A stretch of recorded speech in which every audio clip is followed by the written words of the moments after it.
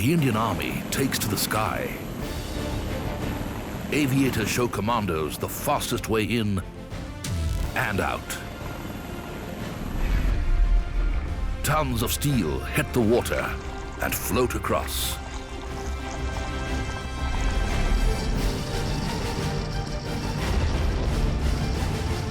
Engineers and their mega machines brave the odds to clear a minefield.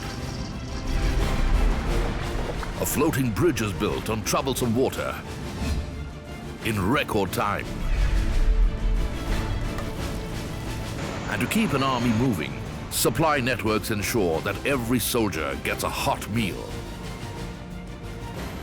This is what keeps the world's fourth largest army charging ahead. This is firepower.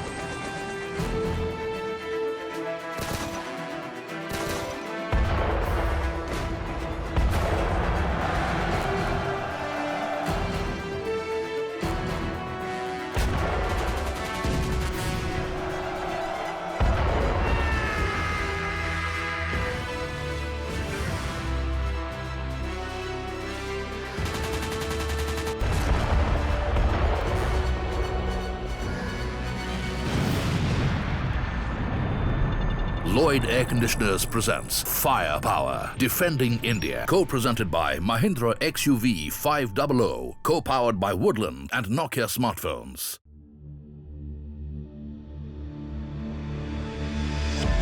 Mobility is vital for the Indian Army. They must always be a step ahead of the enemy. And they are not just a ground force. They are ready to take to the skies.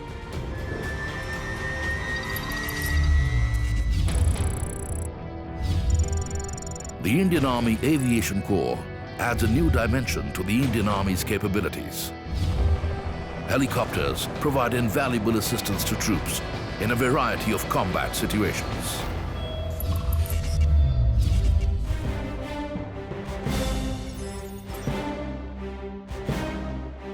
Helicopter or HEPTOR pilots often work closely with Special Force commandos.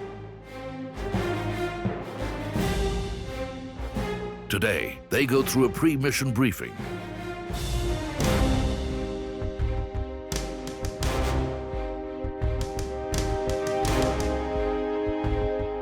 Last-minute checks are essential. A single error can endanger the mission and could be fatal for everyone involved. While the Special Forces team prepares, a squadron of Chetak HEPTORs start their engines. The Chetaks will carry a detachment of pathfinders from the Ghatak platoons of the Indian infantry. Their task, to sanitize the landing zone before the commandos arrive.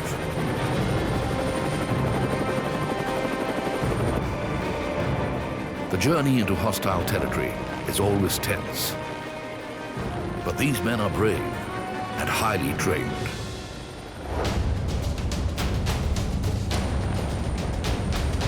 The Chetaks hover a few feet above the landing zone. They will not land. There is no time to waste. The HEPTORs stay just long enough to let the pathfinders jump off safely.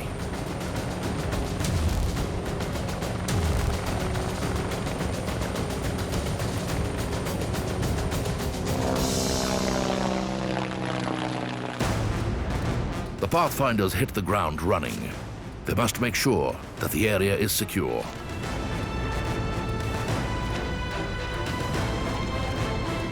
Once the area is sanitized and free of threats, messages are relayed to the Special Forces team standing by at base.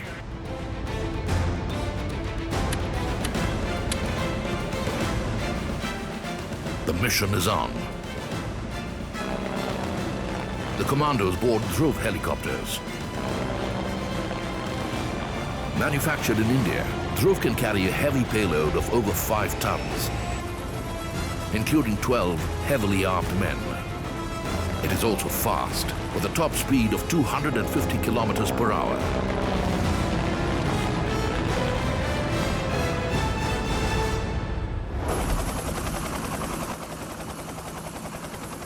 The Special Forces team reaches the drop zone. The HEPTOR hovers 50 feet above the designated spot. It's time for action. Muscle memory kicks in. The commandos have practiced the routine countless times before. But there is always an unseen variable: chance. Rope slithering is a zero-error procedure. They are not attached to the rope by any device. The men only hold on with their hands, knees, and feet.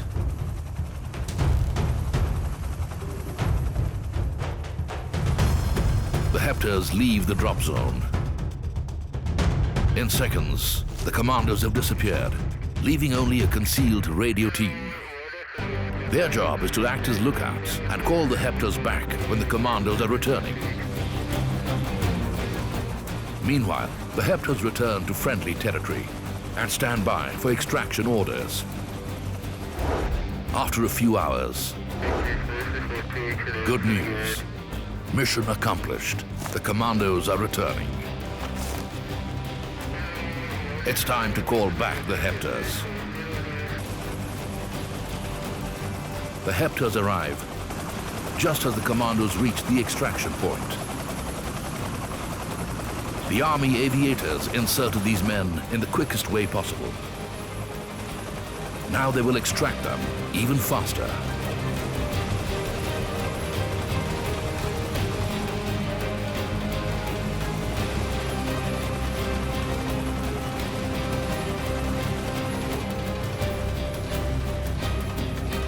They will fly back to safe ground, hanging from a rope, hundreds of feet high in the sky.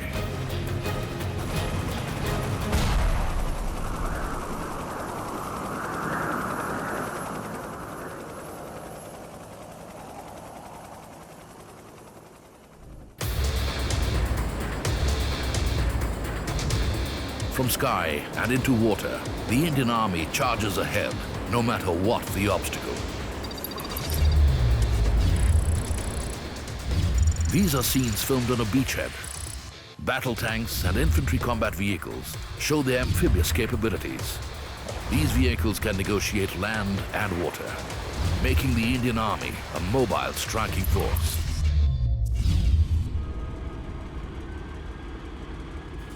India's T-90 Bhishma battle tank weighs close to 50 tons. That's almost the weight of 12 elephants. But like an elephant, it isn't scared of getting wet. In fact, tank crews are well prepared to take this beast to water. All they have to do is seal the openings. Hatches are designed to shut tight. Reinforcing the edges with sealing putty ensures no leaks. The tank raises a breathing tube to provide air to the crew inside. All set.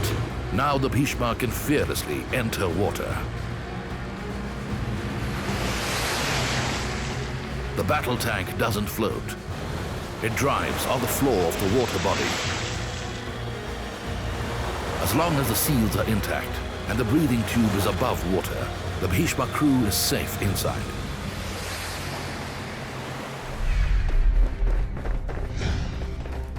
India's Sarath is another battle-tested asset. This infantry combat vehicle is a versatile predator and transporter of men and arms.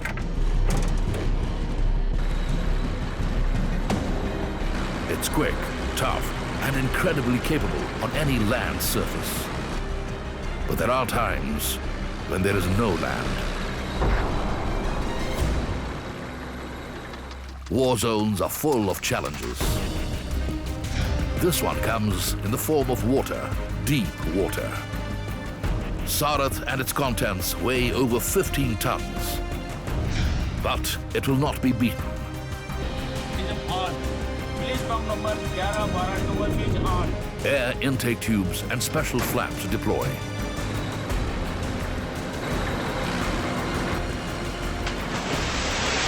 The metal monster transforms into a boat.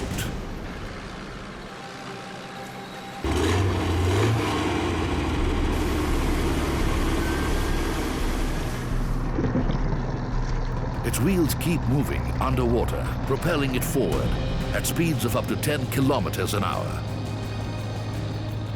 The driver pilots the vehicle safely below water. In minutes, the Sarith powers its way ashore. This war chariot will not be stopped. It will deliver the men and the firepower. It will defend India.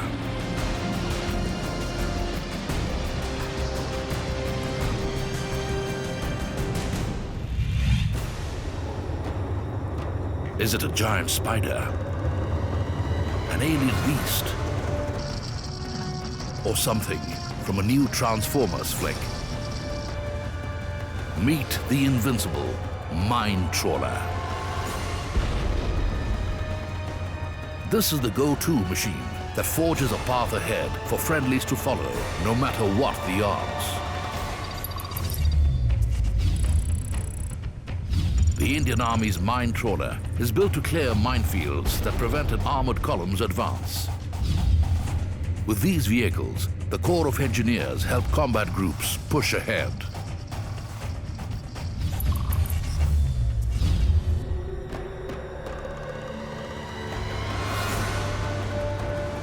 On the battlefield, tanks spread out to capture ground, sometimes operating alone.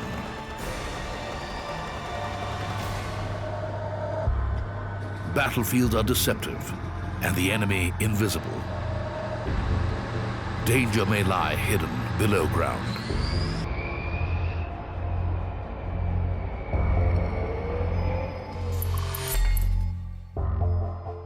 Landmines. Explosives embedded underneath the ground are a constant threat in a war zone. Mines are said to explode when pressured by any weight, man or machine. But sometimes, warning signs like these are designed to confuse and scare away the adversary. There may or may not be mines ahead. The commander decides to risk it.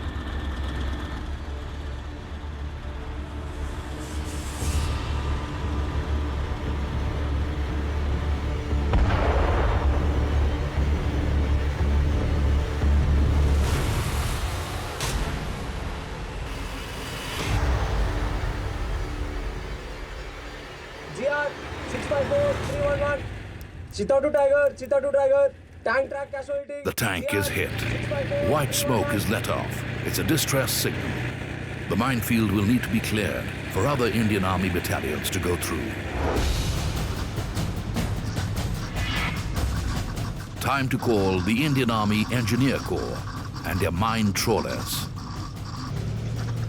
These are modified tanks fitted with massive steel harnesses.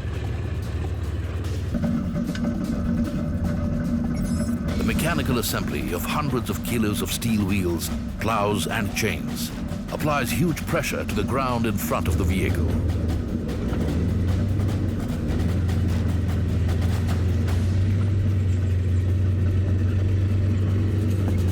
The lead trawler heads straight into the minefield. The others follow, slightly wide of the leader's tracks. The strategy is to clear a broad path.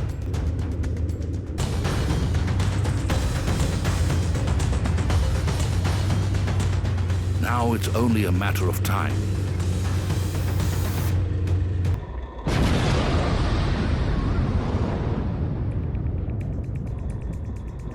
The trawler is unscathed.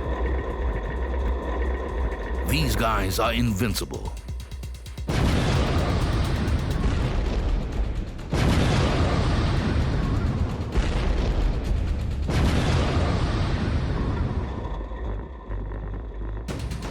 In minutes, the mine trawlers clear the way for the rest of the Indian Army tanks and troops to follow.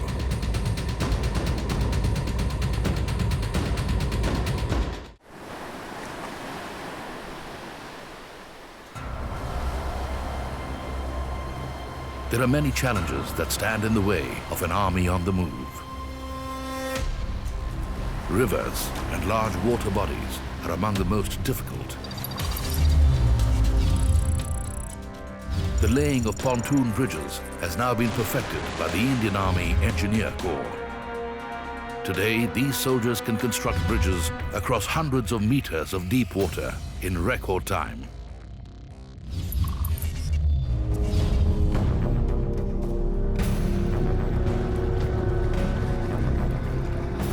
Tanks can cross shallow water obstacles, but a river this deep is impossible.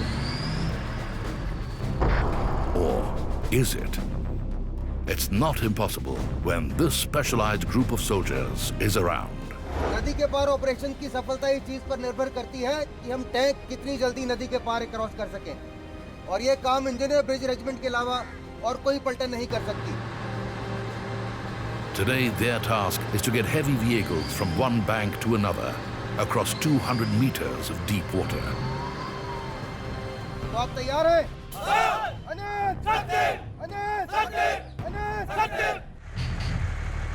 The troops are in place. The trucks roll in. They all carry a similar-looking cargo. The countdown has begun. They have only 5 hours to build a 200-meter bridge.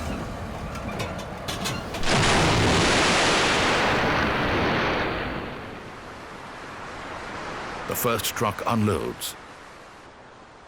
It is a pontoon. Though heavy, made of metal and other materials, its hollow design gives it buoyancy, allowing it to float. Each truck carries one piece.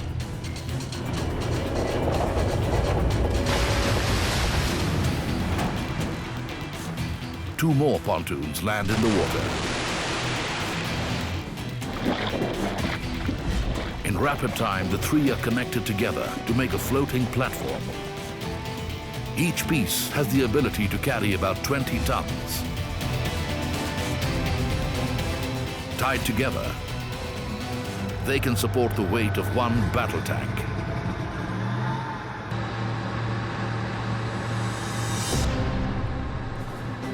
The engineers first transport one tank across the river to secure the river bank.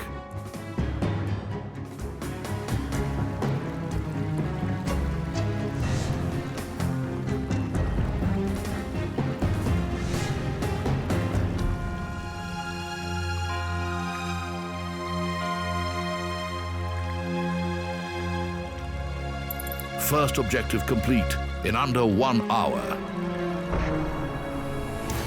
Time to get on with the next task.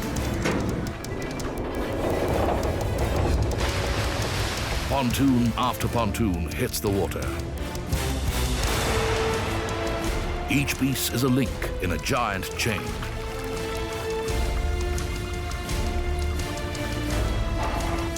Speed is crucial. Victory may depend on it. A bridge forms.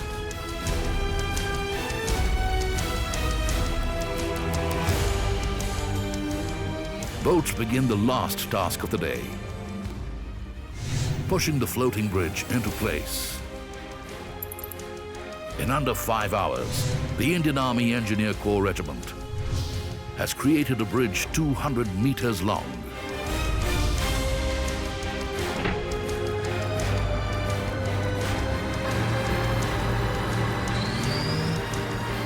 They have built the road to victory.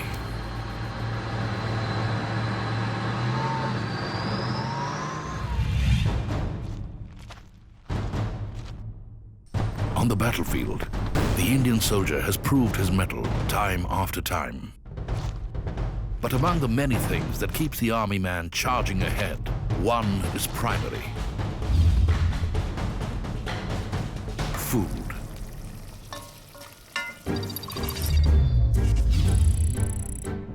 French Emperor and military mastermind Napoleon Bonaparte, chief of the Imperial French Army, famously once said, "An army marches on its stomach." In the Indian Army, food provisioning is a key function of the supply corps.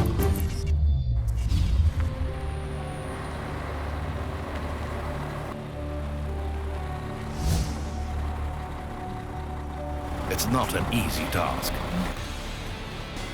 The Indian Army is over 13 lakh strong, spread across many geographies. Massive store yards and inventory management are integral to the supply chain. These men may not be driving battle tanks or combat vehicles, but their job is just as crucial. With essential supplies loaded, these trucks are ready to go. Now an incredible journey begins. Army supply convoys work to resupply units in every corner of India, from burning deserts to icy high-altitude outposts.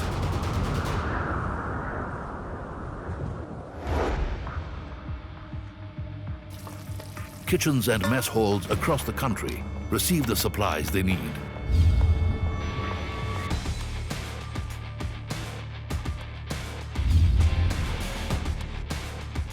But there are many who cannot leave their outposts. However isolated they may be, they are not forgotten. For them, food, hot and life-nourishing food, is packed into insulated cases and sent off on the supply chain's last mile.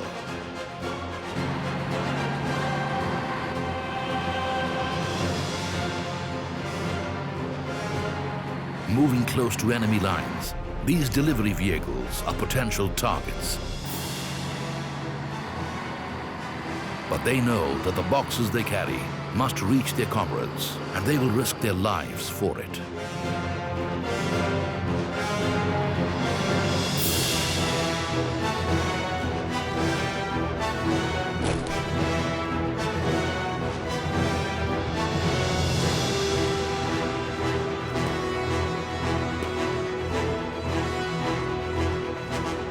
For city dwellers and civilians, having a meal delivered may be just an app tap away. But somewhere on a remote Indian outpost, a meal gets delivered at great risk.